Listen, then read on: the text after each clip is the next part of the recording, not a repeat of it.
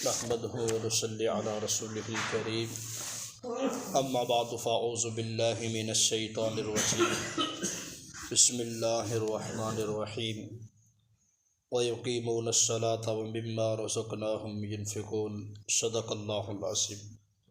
اللہ رب العزت اپنے کلام پاک میں ارشاد فرماتے ہیں وَيُقِيمُونَ الصَّلَاةَ کہ متقین وہ نماز قائم کرتے ہیں، وَمِمَّا رَزَقْنَاهُمْ يُنْفِقُونَ اور اس میں سے جو ہم نے ان کو رزق دیا خرچ کرتے ہیں۔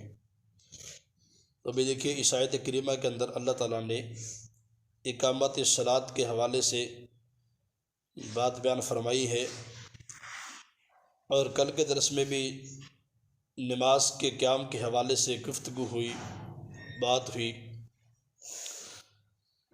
تو نماز کے بنیادی مسائل پر انشاءاللہ بات کریں گے۔ اس سے پہلے ایک دو فضائل نماز کے حوالے سے سماعت فرما لیں۔ ایک حدیث مبارکہ میں اللہ کے رسول صلی اللہ علیہ وسلم بیان فرماتے ہیں، فرمایا کہ جو بندہ گھر سے وضو کر کے فرض نماز کے لیے جاتا ہے اور اس کا ارادہ نماز پڑھنے کا ہو، تو وہ بندہ اس طرح ہے کہ گویا احرام باندھ کر حج کے لیے جانے والا۔ اللہ تعالیٰ اتنا اس بندے کو اجر و ثواب دیتے جو گھر سے نماز کی نیت کر کے وضو کر کے گھر سے چلے۔ اور دوسری حدیث مبارکہ میں اللہ کے رسول صلی اللہ علیہ وسلم بیان فرماتے ہیں، فرمایا کہ جب بھی کوئی بندہ گھر سے وضو کر کے نماز کے لیے جاتا ہے تو اللہ تعالیٰ اس کے ہر قدم پر ایک گناہ اس کا معاف کرتے ہیں، اور ہر قدم پر اللہ ایک درجہ عطا کرتے ہیں، اور ہر قدم پر اللہ ایک خطا کو معاف کرتے ہیں۔ تین چیزیں ملتی، ایک نیکی ملتی ہے، درجہ بلند کرتا ہے، اور اللہ تعالیٰ اس کی خطا کو معاف کرتا ہے۔ تو فرمایا کہ اس لیے صحابہ کرام رضی اللہ تعالیٰ عنہم اجمعین، کئی صحابہ نے گھر دور بنائے کہ تاکہ دور سے چل کر آئیں گے ثواب نیکیاں زیادہ ملیں گی۔ تو یہ صحابہ کرام کا ایمان تھا، ان کا شوق، ان کا جذبہ تھا، تو بھی جتنی دور سے چل کر ہم آئیں گے، مشقت کریں گے، محنت کریں گے، اجر بھی اتنا زیادہ ملے گا۔ تو بھئی نماز بڑی محترم بشان چیز ہے، کیونکہ حدیث مبارکہ میں اللہ کے رسول صلی اللہ علیہ وسلم بیان فرماتے ہیں کہ اسلام کی بنیاد 5 چیزوں پر ہے، اگر ان میں سے ایک چیز بھی رہ گئی تو اسلام مکمل نہیں ہو سکتا۔ سب سے پہلے کلمہ طیبہ، کہ میں گواہی دیتا ہوں کہ اللہ کے علاوہ کوئی معبود نہیں، اور محمد صلی اللہ علیہ وسلم اللہ کے بندے اور اس کے رسول ہیں۔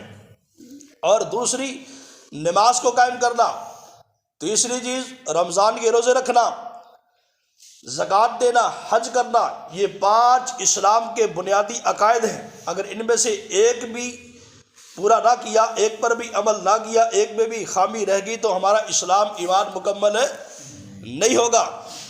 اور چوتھی حدیث مبارکہ میں اللہ کے رسول صلی اللہ علیہ وسلم اس بندے کے متعلق بیان فرما رہے ہیں، فرمایا کہ اس بندے کا عمل ظلم ہے اور کفر ہے اور نفاق ہے، یعنی اس بندے نے بڑا ظلم کیا اور بڑا کفر کا عمل کیا اور بڑی منافقت کی کہ جو مؤذن کی آواز کو سنے اور مسجد میں نہ آئے۔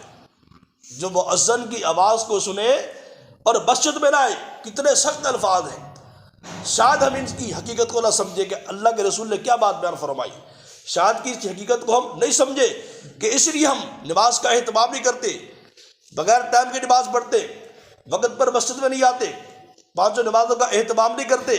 تو بھئی ہمارا نماز چھوڑنا، نماز میں سستی کرنا اس بات کی علامت ہے، اس بات کی دلیل ہے کہ ہم اپنے اوپر ظلم کر رہے ہیں، ہم اپنے اوپر ظلم کر رہے ہیں، زیادتی کر رہے ہیں، اور ہمارا یہ عمل کافروں والا عمل ہے، اور ہمارا یہ عمل منافقوں والا عمل ہے۔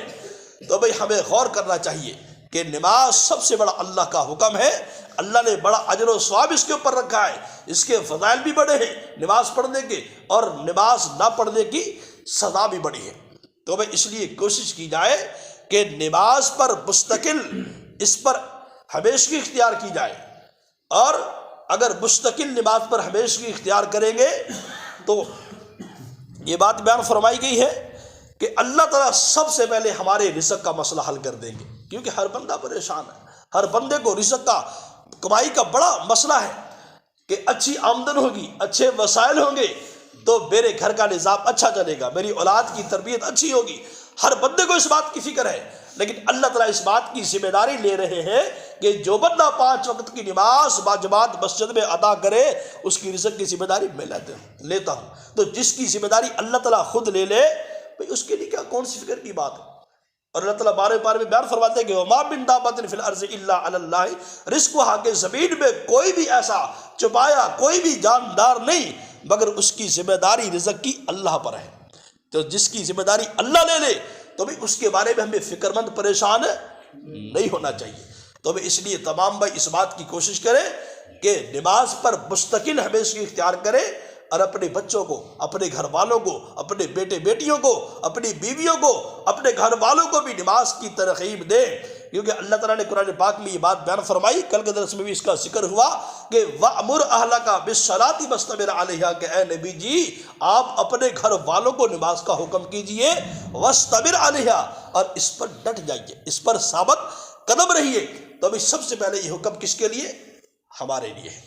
تو ابھی سارے بھائی اس بات کی کوشش کریں گے، نیت کریں گے کہ انشاءاللہ اگر ہم نماز کا اہتمام کریں گے تو ہمارے تمام مسائل حل ہو جائیں گے اور جہنم کے عذاب سے نجات ملے گی، پل صراط پر سے آسانی سے گزر جائیں گے.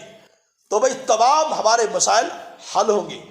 تو پانچویں بات یہ کہ بھائی نماز پڑھنے کے لیے، نماز کو قائم کرنے کے لیے، اقامت نماز کے لیے چند اہم باتیں ضروری ہیں کہ اگر ہم ان باتوں کو نہ کریں تو نماز مکمل نہیں ہوتی، کوئی عبادت مکمل نہیں ہوتی.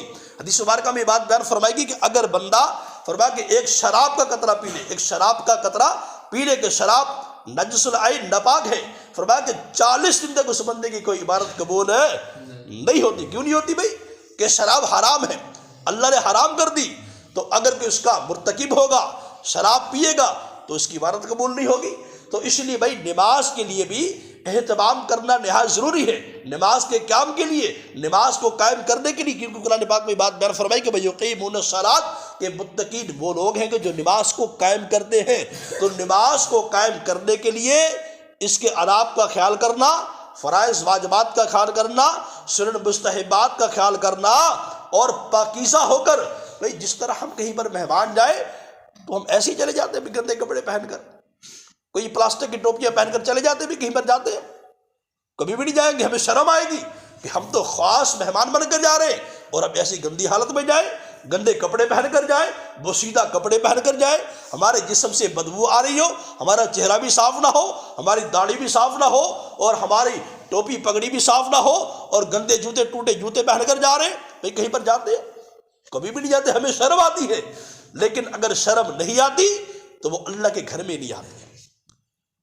کوئی جانوروں کو پٹھے چارہ ڈال رہا ہے اور گندے کپڑے پہن کر ایسے ہی آ جاتا. اکثر دیکھا لوگوں کو. بھائی یہ کوئی ایسی تنقیدی بات نہیں، یہ صرف نصیحت کے لیے، سمجھنے کے لیے. اکثر بھائیوں کو دیکھا ہے کہ بھئی کپڑوں پر گوبر لگا ہوتا ہے، گارا بٹی لگا ہوتا ہے، گرد و غبار پڑا ہوتا ہے. تب اس چیز کا خاص خیال کرے. ٹھیک ہے، حدیث مبارکہ میں یہ بات بیان فرمائی کہ اکثر عذاب قبر پیشاب کی چھینٹوں کی وجہ سے ہوتا ہے. اکثر عذاب قبر پیشاب کی چھینٹوں کی وجہ سے ہوتا ہے. ہم غور نہیں کرتے. جانوروں کا پیشاب، ہمارا اپنا پیشاب کپڑوں پر لگ جائے، کپڑے ناپاک ہو جاتے ہیں، نماز نہیں ہوتی، عبادت قبول نہیں ہوتی. تو فرمایا کہ اکثر جو عام عذاب قبر ہوگا وہ پیشاب کی چھینٹوں کی وجہ سے ہوگا. تو بھی اس لیے ہم جب کہیں پر مہمان بن کر جاتے، ہم پورے آداب کا خیال کرتے، صاف ستھرے بن کر جاتے، خوشبو لگا کے اچھے کپڑے پہن کے جاتے اور بڑی پگڑی باندھ کر جاتے ہیں کہ ہم کہیں پر مہمان جا رہے ہیں. لیکن ہم اللہ کے گھر میں جب مہمان بن کر آتے ہیں تو ہماری حالت ایسی نہیں ہوتی. حالانکہ ہم اللہ کی جو مہمان نوازی سب سے بڑی ہے، اللہ کی مہمان نوازی سب سے بڑی ہے. تو جب ہم نماز پڑھنے کے لیے آئے تو ہمارے کپڑے پاک صاف ہونے چاہیے، ہمارا چہرہ صاف ہونا چاہیے، ہمارے جسم سے کپڑوں سے خوشبو آنی چاہیے، اور ہم عمدہ پگڑی باندھ کر آئے. یہ نہیں کہ پلاسٹک کی گندی ٹوپیاں یہ پہن کر آ جائے. ہم عمدہ پگڑی، جیسے ہم کہیں پر مہمان بن کے جاتے ہیں ہم ایسے ہی مسجد میں مہمان بن کر کے آئے. کیونکہ حدیث مبارکہ میں یہ بات آخری بات کر کے بات کو ختم کرتے کہ مسجد یہ پاکیزہ ہے، فرشتوں کا ماحول ہے، اللہ کی رحمتوں کا نزول ہوتا ہے یہاں پر.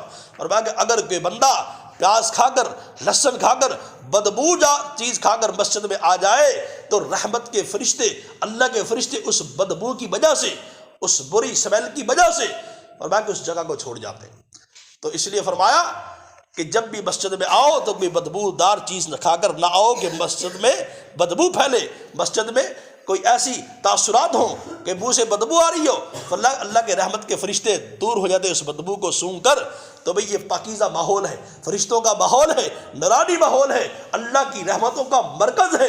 تو بھئی اس میں ہم پاکیزہ ہو کر آئے، صاف ستھرے ہو کر آئے، ہمارے جسم سے کپڑوں سے خوشبو آ رہی ہو، ہمارا ظاہر بھی پاک ہو، ہمارا باطن بھی پاک ہو، اور ہمیں پتہ ہونا چاہیے کہ ہم کس ذات کے سامنے کھڑا ہو رہے ہیں۔ حدیث مبارکہ میں آیا کہ یہ جب نماز پڑھتے ہو تو یہ خیال کرو کہ میں کس ذات کے سامنے کھڑا ہوں، میں کس ذات کے سامنے اپنے مطالبات پیش کرنے جا رہا ہوں، میں کس ذات کے سامنے مانگنے جا رہا ہوں۔ تو فرمایا کہ جتنی بڑی ذات ہو اس کے اتنے بڑے آداب ہوا کرتے ہیں۔